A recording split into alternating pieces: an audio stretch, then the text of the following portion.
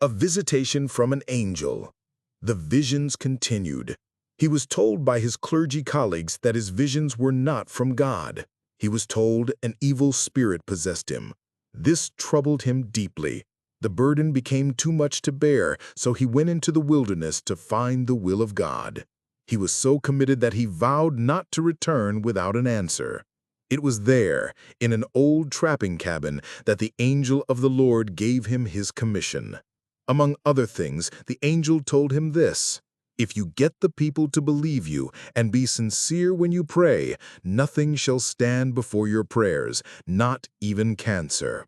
All the doubts were gone. He now had a commission and boldly stepped forward. The healing revival had begun. Hundreds of thousands attended the Branham campaigns.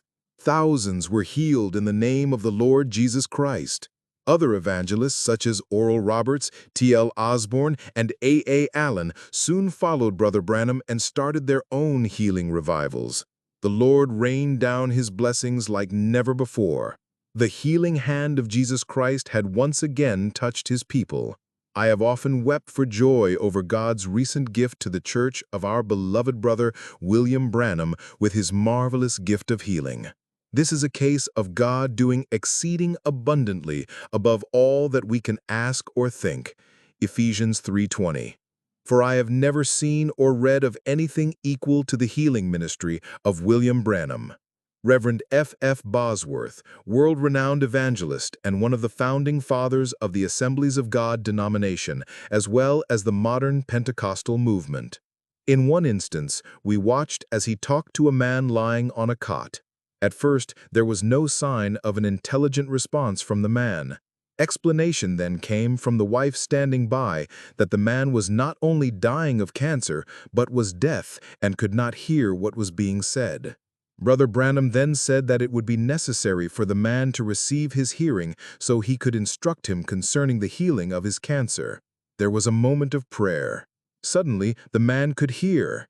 Great large tears rolled down the cheeks of that man whose face all evening had been so expressionless and impassive.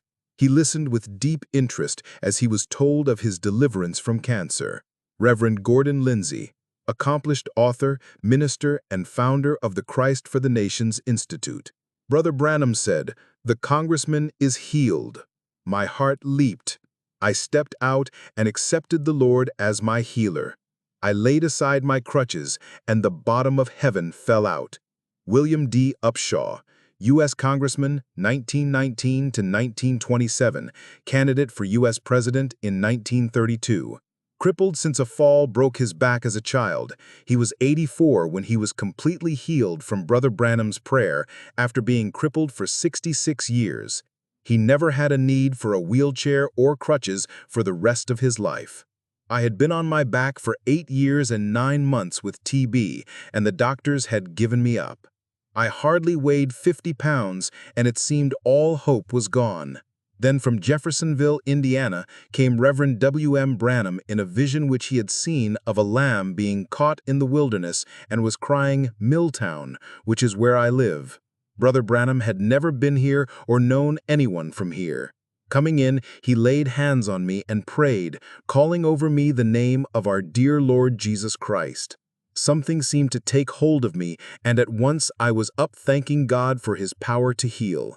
I am now the piano player in the Baptist church here.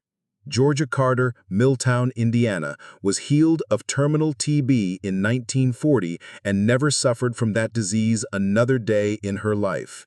She represents tens of thousands of people who have been healed through his ministry and are being healed yet today.